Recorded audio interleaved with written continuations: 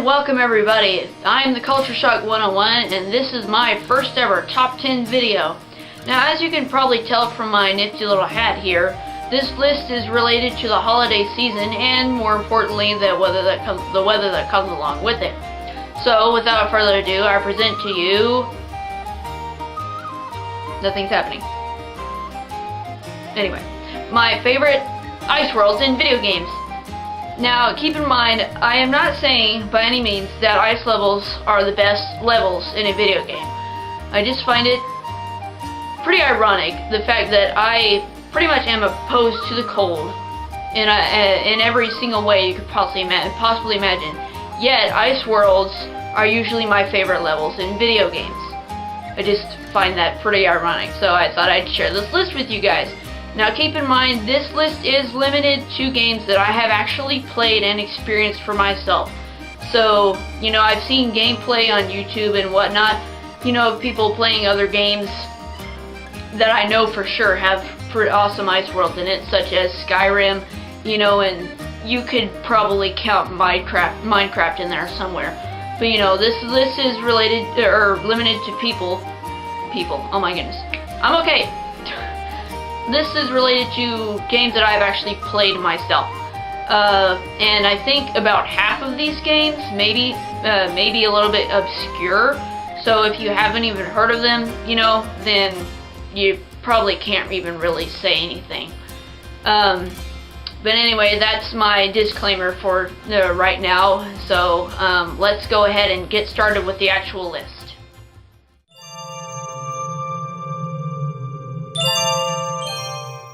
While I enjoy Kingdom Hearts 2 as much as the next guy, the so-called Ice World in this game is limited to only one area, the Land of Dragons, and only lasts for a short while. However, the only reason why I included it in this list is because, one, I only have 12 games that have Ice Worlds in them, and I needed 10. So, anyway, that didn't work out too much. But it was, I admit, it was pretty fun climbing up the mountain while fighting countless Heartless, and then, at the end, getting to catch a glimpse of Riku as he was fleeing the scene, because Sora seems to have thought that he disappeared off the face of the earth, which for a time it seemed like that, so you know, I feel that was pretty legit.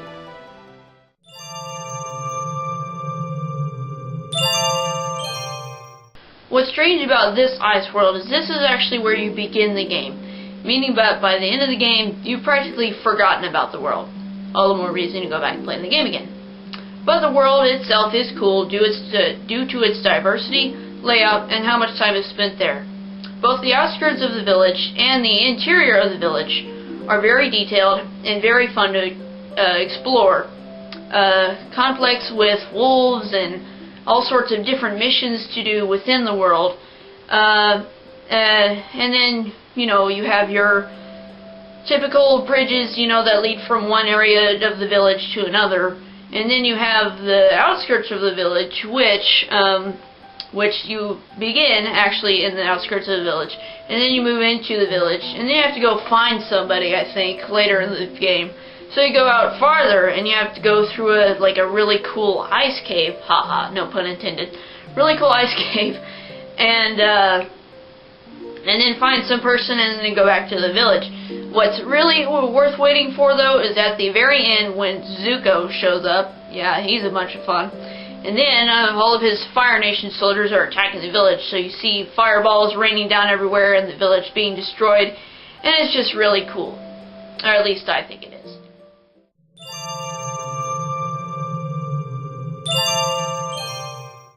Pretty much the only reason why I like these levels is due to the music.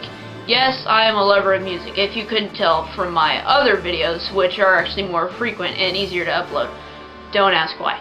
Anyway, so I always pay attention to the music, whether it's a cartoon, movie, video game, or a cartoon movie. You know. So the music is what makes these levels, besides, you know, the actual gameplay itself. But the music, despite having a bit of a... In the first level, it has a bit of a, you know, Hispanic, Latin American feel, but it still sounds wintry, which really puts the blizzard in Blizzard Castle. Haha. Anyway, so The music is mainly what makes the level, but it is fun, you know, to explore the different parts of the level that you experience due to what mission you're playing within the level. It's not the best representation of a, well, it is definitely an ice world, but it's not the best representation of liking an ice world for the gameplay, but it's still cool.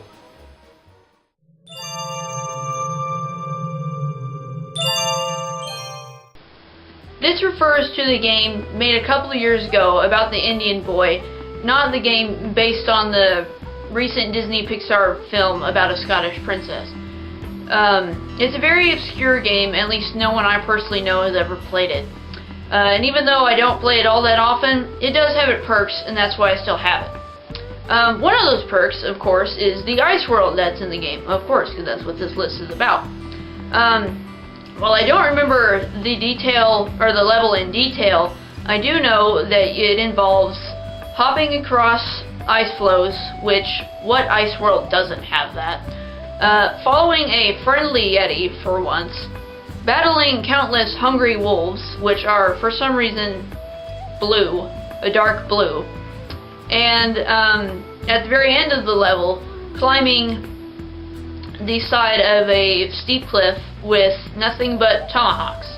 I do believe there is a boss battle in there somewhere, and it's pretty interesting from what I remember. But if you haven't ever played the game, I would recommend it. But like I said, it's an obscure game, and it may not be, and it's probably not a game that everyone enjoys. Noting it's probably due to its obscurity.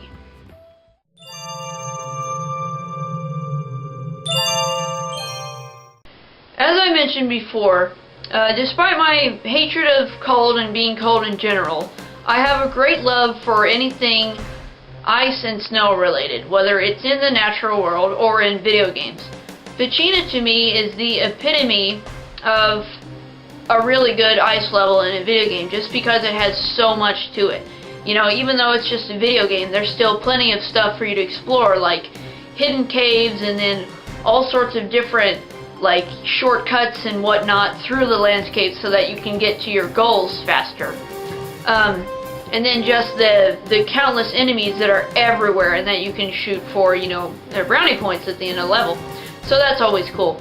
But another reason why it's really cool to me is that without all of the asteroids and the climate control center and the towers that Fox has to destroy in order to destroy the shield around the climate control center, Ficina would actually be a really good basis for a ice world in a non-space age game.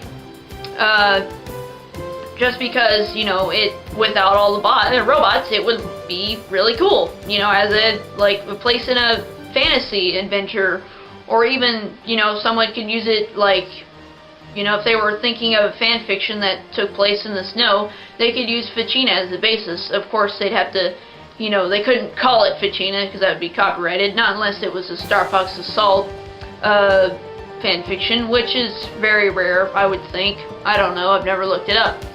But, you know, it's just a really cool ice level, you know, and it's fun to explore and fun to destroy all the asteroids and just fun in general.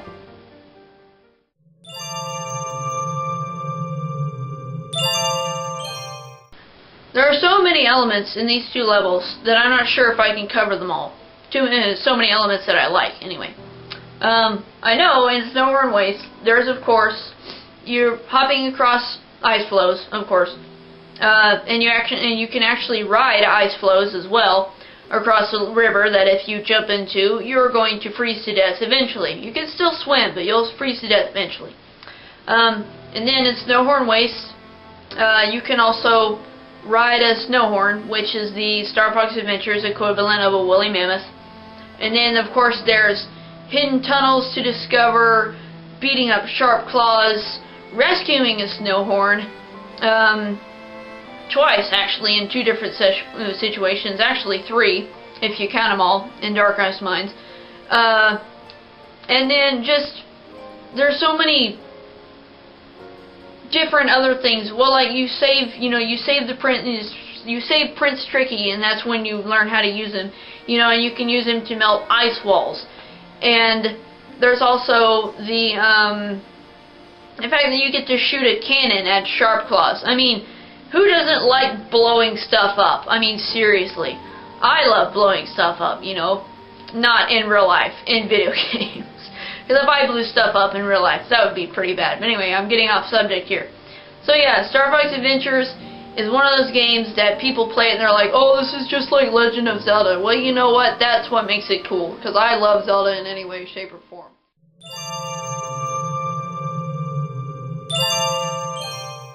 So there are 2 levels in this game that consist of complete ice and snow. And to me, they are the best levels in the game. As well as having the mini missions in-game that take you all over the area, you know, up high, down low. There are plenty of secrets to discover, of course, and many extra fun things to do. One of the things that I like to do, just for fun, and usually I only do it when I'm actually completely done with the level, the first one, is I will take Sly and put him at the top of a train track, and then have him start running down it, and then I'll use the stealth slide so that it becomes sort of a mini roller coaster.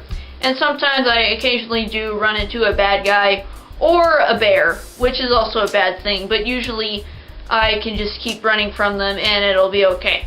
But yeah, so, and then there are also these wall hooks that are everywhere, all over the world, that do allow some shortcuts to certain areas.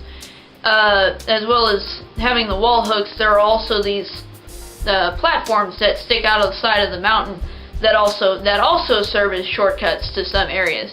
And if you want to find all the hidden bottles that are always in the worlds, then you have to utilize some of those platforms.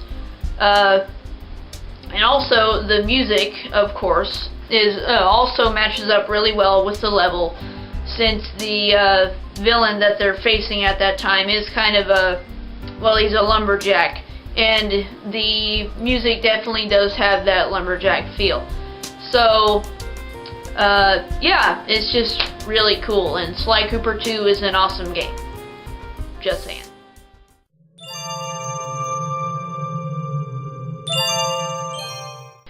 Access to Kamui comes only at the end of Okami, when all things are about to come to a close, but it still manages to leave a lasting impression on the player.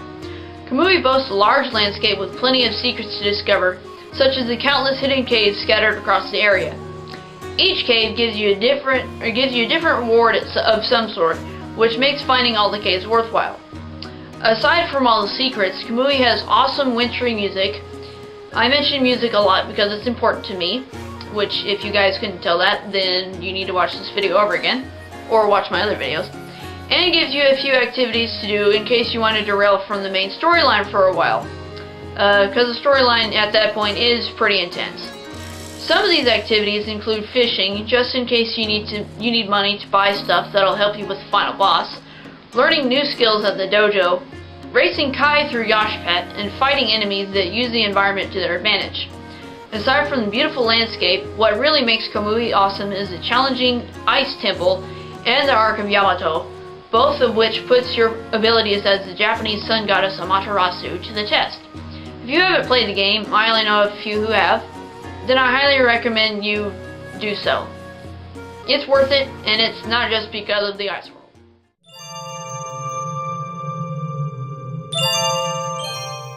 Of course, me being a Zelda fan, I had to put a Zelda game on this list, but it is for a legitimate reason, not just out of necessity.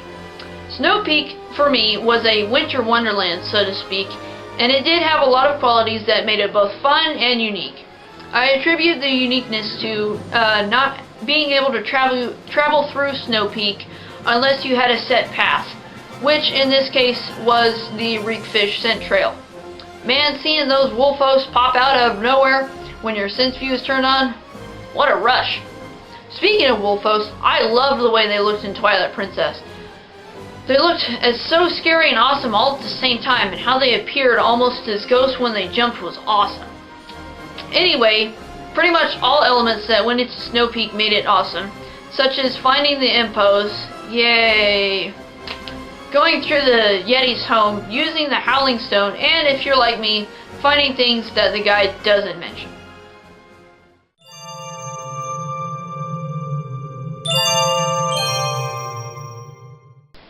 Even though these levels are less complex and less detailed than most of the other ice worlds I've mentioned in this list, this is a PacMan game after all. PacMan World 2 is my favorite game to play when it comes to Ice World. There are 3 levels of pure ice and snow, and each of these levels are unique and fun, although at times they do get annoying and frustrating. The first level, Ice River Run, mainly consists of jumping from rock to rock or ice block to ice block over a frozen river, hence the title of the level, with only occasional unfrozen sections of the river. All it takes to get through this level in one piece is to just take it slow and avoid the leaping fish and PacMan ghosts. And also be careful of the timing on the Rebel Rams. Those things will get you. The second level, Avalanche Alley, takes PacMan through a hazardous mountain where an enormous snowball threatens him almost the whole time. Actually, it's several snowballs, they just happen to respawn after a while. Anyway, the only enemies there are ghosts, rams, treacherous drops, and of course the aforementioned giant rolling snowball of death. But it's exciting nonetheless. The last and my favorite level is Blizzard Mountain, where PacMan skates down a mountain, through caves that drop hazardous stalactites on PacMan's head. This level's the most fun to me because you literally never stop moving, and you're ice skating, for crying out loud, down a mountain. Another thing that makes these levels, of course, is the music accompanying you as you journey through the ice and snow and over the frozen bodies of water. The music for the levels is simply a variation of each other, but it's still epic nonetheless. I can't talk today. The best would have to be either Avalanche Alley or Blizzard Mountain, but perhaps that's just because those two are my favorite levels of the 3. If you've never played the game, I highly recommend it. Or I at least recommend that you listen to the music, because it's awesome. So, there you have it. My top 10 favorite ice worlds in video games. There you go. I wanted to post this video yesterday on Christmas, but that didn't happen. So, oh well. I did have footage, but since my footage isn't very good, I decided not to match it up with this actual video of me talking. You know, and if you really want to see the footage, I figured you can go look it up for yourselves. You know, unless you just don't even care. You know, whatever. Just some random YouTuber putting their opinions on YouTube like they only do because they have no life. Whatever. Anyway. Of course, this is just my opinion, so don't feel that I'm forcing you to accept these as the best top 10, you know, levels of ice worlds. Because I know for certain that there are better worlds out there, such as the ones in better games like Skyrim. Anyway, I hope you had a wonderful Christmas or Hanukkah or insert holiday here. Because I know I did. I got lots of cool stuff. I even got a new phone. So I'm happy about that. But I also hope you got to see snow because I didn't. I was really disappointed. They were telling us, we're gonna have snow on Christmas. That didn't happen. Anyway, if you like this video, there's a button for that. If you want to favorite this video, there's a button for that. And if you want to subscribe, you can, but I'm not telling you to because honestly, the less subscribers I have, the more I care because I know I'm not popular, but I don't care. You know, whatever. I know I'm not going to be as famous as Tobuscus or Peanut Butter Gamer, which I love their videos, by the way.